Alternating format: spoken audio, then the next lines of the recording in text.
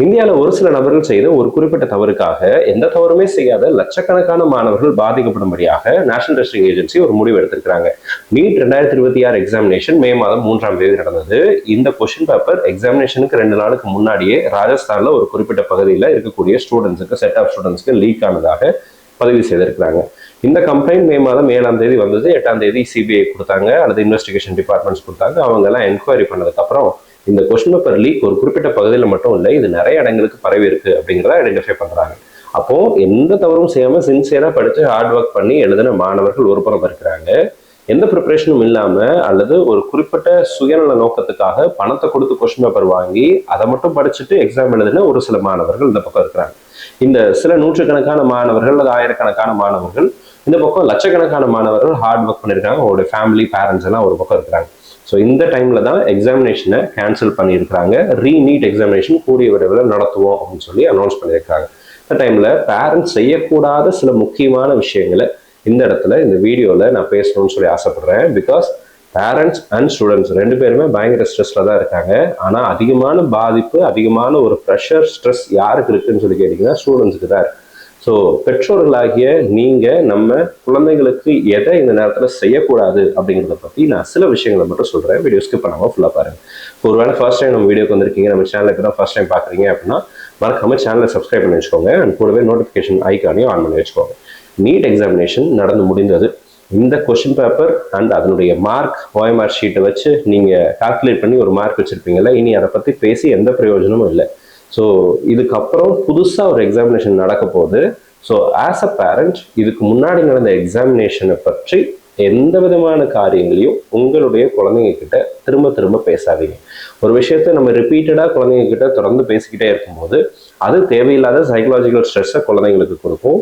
கண்டிப்பாக பசங்களுக்கு அது ஒரு பயங்கர ஸ்ட்ரெஸ்ஸாக மாறுவதற்கு வாய்ப்புகள் அப்படிங்கிறது இருக்குது. பிகாஸ் ஆல்ரெடி அவங்க ஒரு எக்ஸாமினேஷன் முடிஞ்சிருச்சு, இனிமேல் நம்ம ஃப்ரீயாக இருக்கலாம், ஹாப்பியாக இருக்கலாம், ஜாலியாக இருக்கலாம்னு சொல்லி ஒரு ரிலாக்ஸேஷன் மோடில் இருந்திருப்பாங்க. அகெயின் அந்த ப்ரிப்ரேஷன் மோடுக்கு அவங்க ஷிஃப்ட் ஆகிறது அப்படிங்கிற அந்த டிரான்சிஷனுக்கே சைக்கலாஜிக்கலாக அவங்களுக்கு சில நேரங்கள் டைம் அப்படிங்கிறது தேவைப்படும். ஸோ கிவ் தம் இந்த ரிலாக்ஸேஷன் டைம் அண்ட் அவங்க ப்ரிப்ரேஷன் மோடுக்கு என்டர் ஆகிறதுக்கு தேவையான சூழ்நிலைகளை அமைத்து கொடுங்க. ஒருவேளை அவங்க ஏதாவது கோச்சிங் சென்டரில் படிச்சுட்டு இருந்தாங்க அப்படின்னா அந்த சென்டர்ஸில் கிளாஸ் எல்லாம் ஆர்கனைஸ் பண்ணியிருப்பாங்க. அப்படி பண்ணியிருந்தாங்க அப்படின்னா நீங்கள் தாராளமாக அவங்களை அனுப்பிச்சு விடலாம். அல்லது வீட்லேயே படிக்கிறாங்க அப்படின்னா அவங்களுக்கு தேவையான எல்லா விதமான உதவிகளையும் செய்ய வேண்டியது பெற்றோர்களாகிய பேரண்ட்ஸ் நம்மளுடைய கடமையாக இருக்கு. 2வது மிக முக்கியமான விஷயம், இந்த தடவை கொஸ்டின் பேப்பர் எப்படி வந்துடும் அப்படிங்கிற ஒரு பயம் எனக்கு இருக்கு. இதெல்லாம் உங்களுக்கு இருக்கும், கண்டிப்பாக பேரண்ட்ஸ்க்கு இருக்கும். இந்த பயம் உங்களுக்கு இருந்தாலும், அந்த கேள்வி உங்களுக்கு இருந்தாலும், அந்த கேள்வியை அல்லது அந்த பயத்தை உங்களுடைய குழந்தைங்க கிட்ட வெளிக்காட்டாதீங்க. கொஸ்டின் பேப்பர் எப்படி வந்தாலும் பரவாயில்ல, பார்த்துக்கலாம் அப்படின்னு சொல்லி அவங்கள மோட்டிவேட் பண்ணுங்க. இந்த டைம்ல அவங்களுக்கு வேணுங்கிறது உங்களுடைய மோட்டிவேஷன் தான். என்கிட்ட நிறைய பசங்க பேசியிருக்கிறாங்க.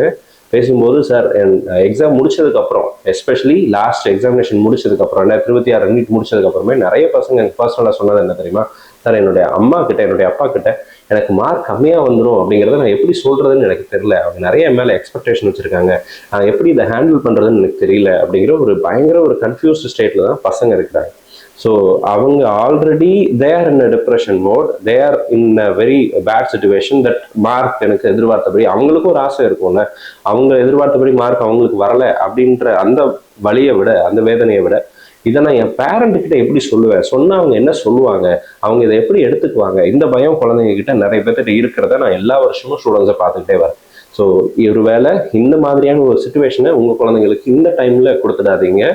எந்த மார்க் வந்தாலும் பரவாயில்ல, they are your children, அவங்க உங்கள் குழந்தைங்க, நீங்கள் அவங்களுடைய பேரண்ட்ஸ் வரனால அவங்கள மோட்டிவேட் பண்ணுங்க. 3வது மிக முக்கியமான ஒரு விஷயம் என்னன்னு சொல்லி கேட்டிங்கன்னா, நீட் எக்ஸாம் எப்போ நடக்க போகிறோம், ரீநீட் எப்போ நடக்க போகுதுங்கிற அஃபிஷியல் டேட் இப்போ வரல. மேபி அது ஒரு 15 நாளாக இருக்கலாம், 20 நாளாக இருக்கலாம், அது ஒரு மாதமாக இருக்கலாம். அந்த டேட் வர வரைக்கும், அந்த என்டிஏ அந்த டேட்டை அனௌன்ஸ் பண்ணுற வரைக்கும் இருக்கிற அந்த டைம் பீரியடில் உங்கள் குழந்தைங்க சரியாக சாப்பிட்றாங்களா, அவங்க நல்லா தூங்குறாங்களா, அவங்களுக்கு தேவையான எல்லா விதமான ஹெல்ப்பும் அவங்களுக்கு கிடைக்குதா, மெட்டீரியல்ஸ் எல்லாம் அவங்ககிட்ட இருக்கா, அது எல்லாத்தையும் என்ஷோர் பண்ண வேண்டியது பேரண்ட்ஸோடைய பொறுப்பு. ஸோ இந்த இன்பிட்வீன் டைமில் அவங்கள மானிட்டர் பண்ணுறாங்கிற பேரில் அவங்களுக்கு ஓவர் ஸ்ட்ரெஸ்ஸை கொடுத்துடாதீங்க அப்படிங்கிறத இந்த இடத்துல நான் பதிவு செய்கிறேன். ஸோ இந்த 3 விஷயங்களை மனதில் வச்சுக்கோங்க. அவங்க என்ன மார்க் வாங்கினாலும் அதை பற்றி நீங்கள் இது பண்ண வேண்டியதில்லை. இதுக்கு முன்னாடி எவ்வளோ மார்க் வாங்கினாலும் அதை விட நீ ஜாஸ்தியாக எடுக்கணும் அப்படிங்கிற ஒரு டார்கெட் எல்லாம் அவங்களுக்கு ஃபிக்ஸ் பண்ணாதீங்க. They have they own target. உங்கள் குழந்தைங்களுக்கு எம்பிபிஎஸ் சேரணுங்கிற ஆசை அவங்களுக்குள்ள இருக்குது அப்படின்னா அவங்க ஆல்ரெடி ஒரு டார்கெட் ஃபிக்ஸ் பண்ணியிருப்பாங்க. அந்த டார்கெட்டை நோக்கி ஓடுங்கிறத மோட்டிவேட் மட்டும் பண்ணுங்க, என்கரேஜ் பண்ணுங்க.